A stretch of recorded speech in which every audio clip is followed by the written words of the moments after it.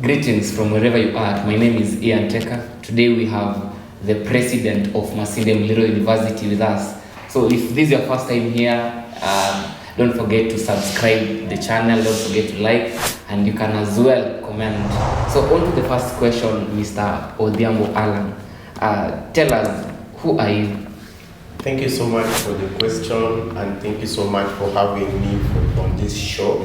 My name is Omondi Allan-MASINDE. Omondi Allan-MASINDE traces his roots from Kabondo Kasipul constituency, that is in Homa Bay. I'm a third-year student at MULIRO MULIRO University, pursuing Bachelor of Education, Arts, that is English and Literature, and by extension, I'm the 7th president of MULIRO MULIRO University of Science and Technology. Oh, great. How long have you been in office, and was this your first time to vie for the seat, and how has been the journey so far? Thank you so much for the question. I assumed office on the 19th day of February, that is 2024.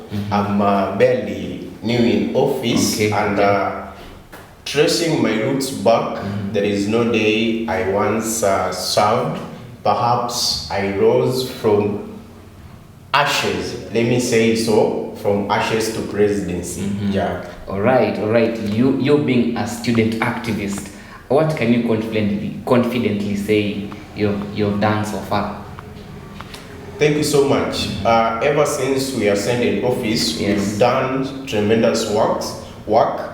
I believe that the 7th MUSO leadership, that is MULIRO MULIRO University Students Organization, we've achieved a lot of milestone. I don't work single-handedly in this leadership. I have an executive that is composed of 7 people, the 7 student leaders, and also the parliamentarians who help us to materialize our promises. One of the basic things that we've done is to streamline the issues pertaining to persons living with a disability, and actually something that has been solved amicably. Apart from that, we also have the international students.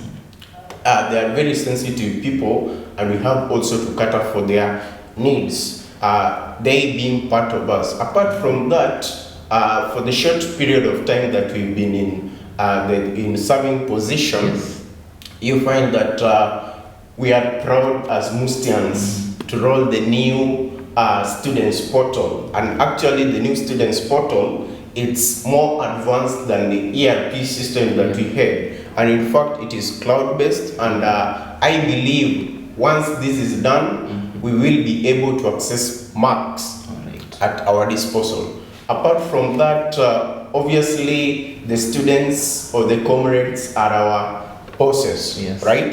They are our bosses. Back in March, we intervened for the extension of the fee payment. You actually know the fee payment policy that has been a thorny issue. We managed to intervene for the students, plus many other things. We've been able to do a lot. All right. So you being a student leader, what is the mantra that keeps you going? What's the mantra that keeps you motivated every day? The mantra that keeps me motivated is to serve the people. And actually, we are drawn from the spirit of humanity. If I'm in a position to help someone, I'll duly do it. And it is the spirit that I like to imbibe on all the leaders that I serve with. All right. Serving or satisfying what is required of us is all that I require or intend to do by the end of my tenure. Okay. So, Mr. Omondi, right? Omondi. Sorry for that. What's your take on the Finance Bill Act 2024-2025? The finance bill that is to be tabled before the National Assembly, my take, if the President of the Republic of Kenya, that is Dr.William Ruto, my unsolicited advice is that on the Helb, the Higher Education Loans Board, the loan that is to be slashed, it is an humble plea, and I implore the government to either retain it or they increase it. they increase their allocation. Yes. By virtue that they'll slash their allocation, every comrade who is a beneficiary will feel the pinch. And actually, for us, or the majority of the students, it is only education that we believe it's a propellant into prosperity. And once we want to make education to be something that is for the chosen few, I think as a country we are not going to achieve a lot. And actually, the president is passionate about everyone paying the tax. How do we want to create a wider tax base when we are not offering education as an empowerment tool? When we want to create a wide tax base, we need to empower the youth, the students, by offering loans. So my take is that the president should be cautious on that. All right. So in Kenya today, we have a lot of comrades who are really suffering from mental problems and mental issues in general. Recently, we've had suicidal cases. We've had in Machakos University. We've also had in Mount Kenya University. What do you think is happening? What are the probable reasons that are causing this? And you, as the student leader of Masinde University, what are you doing to mitigate these problems?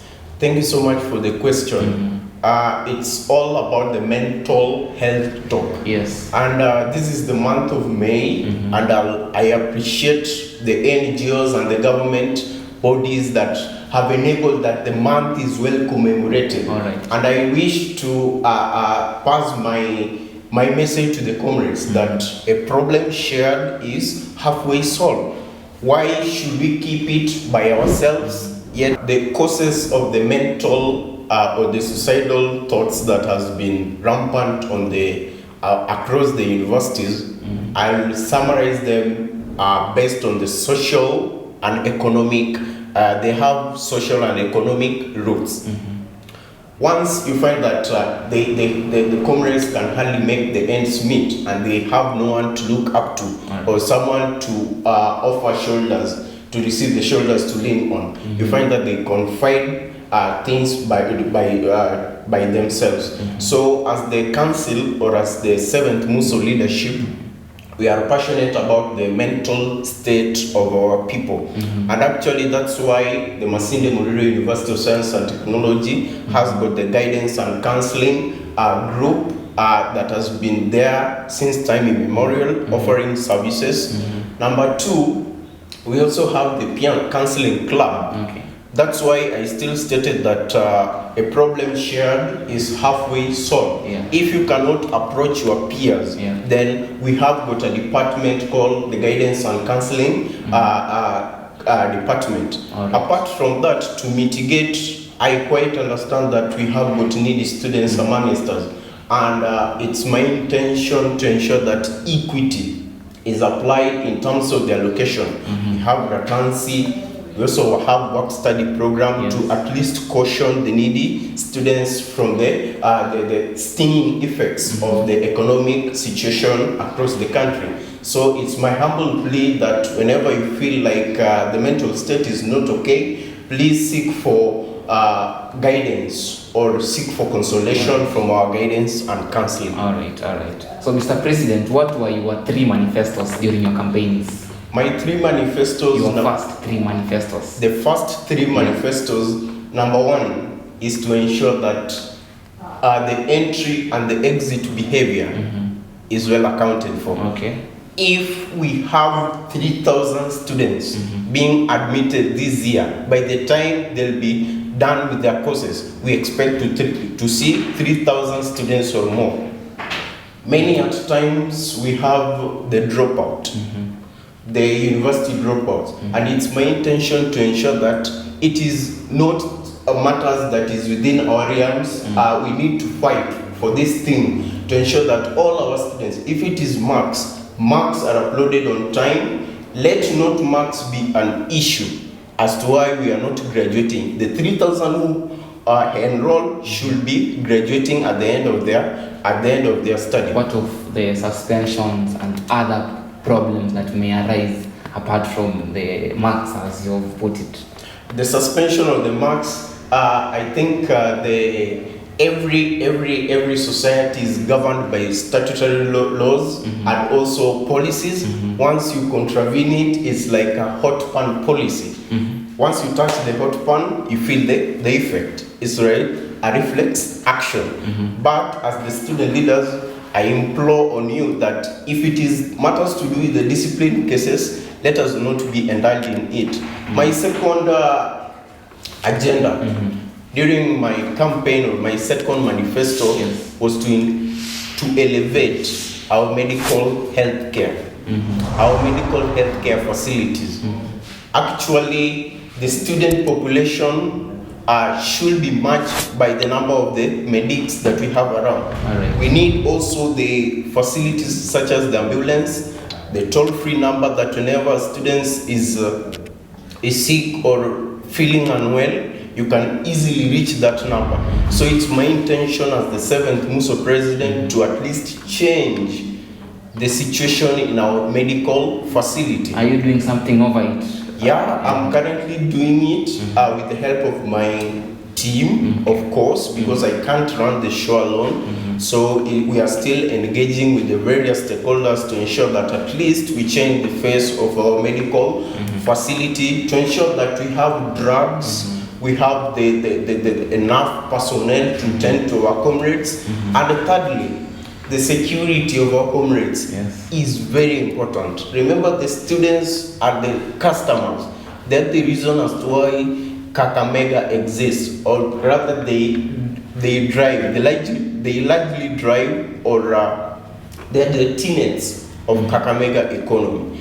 Therefore, the school that is Masinde MULIRO University and also the county government in liaison with the national government, they have to ensure that our comrades are secure in their residential areas. It is something that I'm not going to relent on it, and I wish to thank the institutions, the various stakeholders, for ensuring that security is highly beefed up. And by the way, in one of the estates that is Tizon and Lupe, we are going to have a police post. Of course, we had achieved one at Kefinko to address the rampant cases of insecurity. The students also need to take into consideration their security. If it is late in the hours, the wee hours, which people are you working with? Because however much we as the student leaders, we are trying to fight for the issues of the security.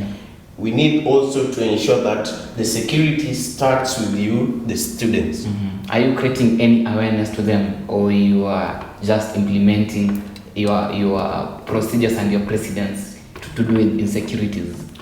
One of the things that makes a good leader is to indulge in a proper communication.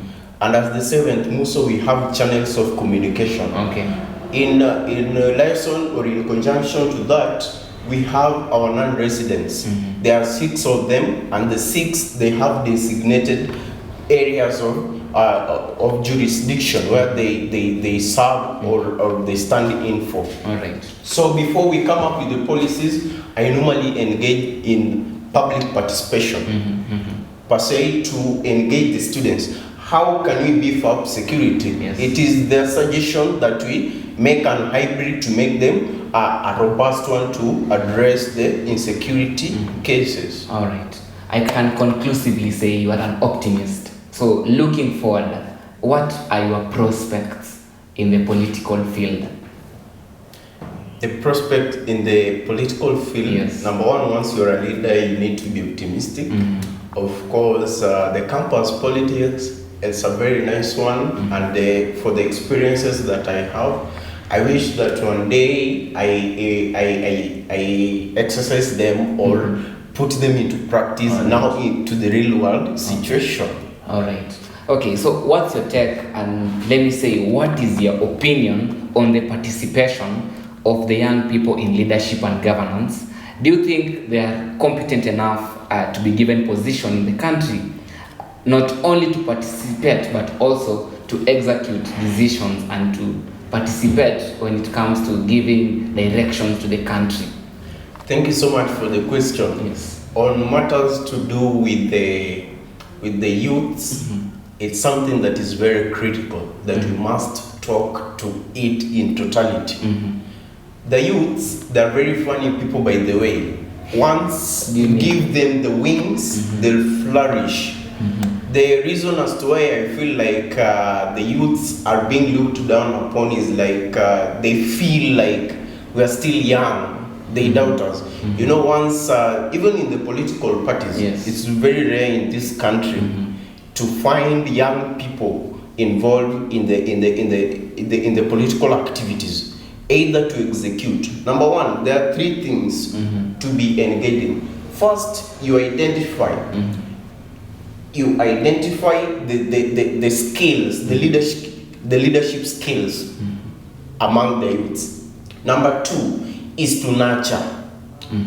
To nurture the leadership skills, and lastly is to empower. The problem that has been with our leaders in this country is that they rush to empower you. How do you want to empower a youth whom you've not nurtured or identified the leadership skills? You see, we are making our house on a sand. Actually, it will be swept away. So I think the youths are also very critical as far as the political activities are concerned. And given opportunity, I believe that the youths of this country, they can do a lot. They can really do tremendously in the political arena once they're given opportunity to execute. Okay, over the years, we have seen universities demonstrating and picketing. Recently, we've had universities demonstrating because of the delay of Helb. What kind of leader are you? Are you a kind of leader that will do more of negotiation and coming to consensus, or will be a leader who will be in the forefront demonstrating and picketing whenever comrades are mishandled? Thank you so much for the question. Omondi Allan-MASINDE, who is the 7th president of Mmust'S, has negotiation skills as a soft skill.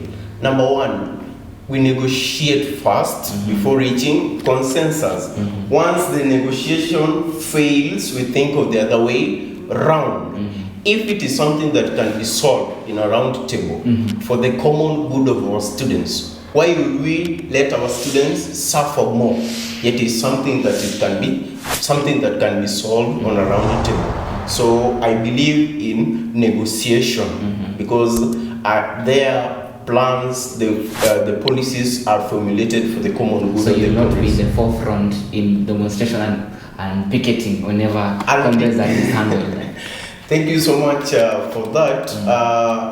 That's why I insisted that number one, our first priority is giving negotiation a trial. If it fails, we try the other way around. Don't we have comrades' power?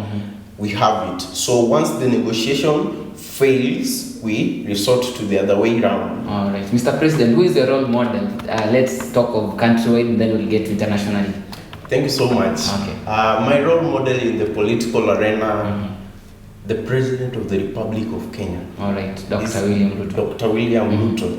I actually love his oratory skills. And by the way, one day when I grow up, I want to be like Dr. Ruto in terms of the oratory skills that he has. Number two, one of the political icons that I look up to is Engineer MR.OMONDI. Is a great inspiration to me, and one day I want to be like him in so many ways. All right, that's awesome.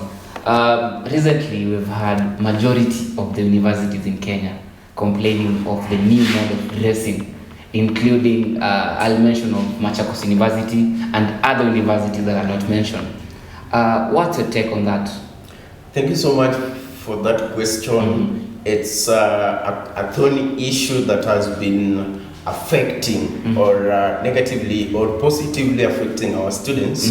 But my take on that, students, we've been given an opportunity. It will cost you nothing to be decently dressed. So when you are modest, when you are decent, well and good. That's my take on the matters to do with the dress code and so. All right. Though when it comes to the new mode of dressing, we have heard of them complaining of wearing Crocs. Is Crocs not decent, according to you, Mr. President? I will take a back seat on that based on many reasons. But once you are convinced that this is the decent dress, the dress code, of course, the shoes that fits a professional, then you're good to go. All right. Mr. President, we have very many political enthusiasts out here that are watching you right now. I want you to tell them, give a piece of advice and tell them what you did, and are you special than them? At least give them an advice. Thank you so much. My unsolicited advice to the enthusiasts that will one day want to be engaged in the political space, number one thing, put God first. Very important. Put God first. And let your connection to God, let it not even wink a little bit. Number two, never lose touch with your people. And actually, they are your bosses. Never lose touch with them. And the moment you feel like you are losing touch with your people, it will mark the end of you. A leader is someone who is a dealer of hope. He is someone who is at an elevated position to offer hope where there is no hope. So keep on pressing. Above all, imbibe yourself with the spirit of resilience. It doesn't matter how many times you fail. And by the way, when I was in first year, I once vied and lost so honorably. Vied on what seat? I vied for the School of Education male representative. That was back in 2022. And I lost so honorably, but it is the spirit of resilience that made me that one day I might be the president of this auspicious university. So my unsolicited advice, please equip yourself with the spirit of resilience. All right. Mr. President, any parting shot as we conclude? Thank you so much for having me in this show. Lastly, as we conclude, my heart goes out to families and friends who are currently mourning their loved ones who succumbed during the floods. And of course, in conjunction to that, in conjunction to the presidential decree, I would advise or give an unsolicited advice to fellow Kenyans to plant trees to ensure that by 2032 we have a good forest cover in line with what the president gave. Number two is also the students. I wish also a happy holidays to our students. Please take care of yourself. We value, we cherish you. Thank you. All right. Thank you so much for your time, Mr. President. And thank you so much for accepting the request to come to the interview. For my viewers, thank you so much for watching. Don't forget to click the subscribe button, give a like for the video, and you can as well comment. He is the president of MULIRO University.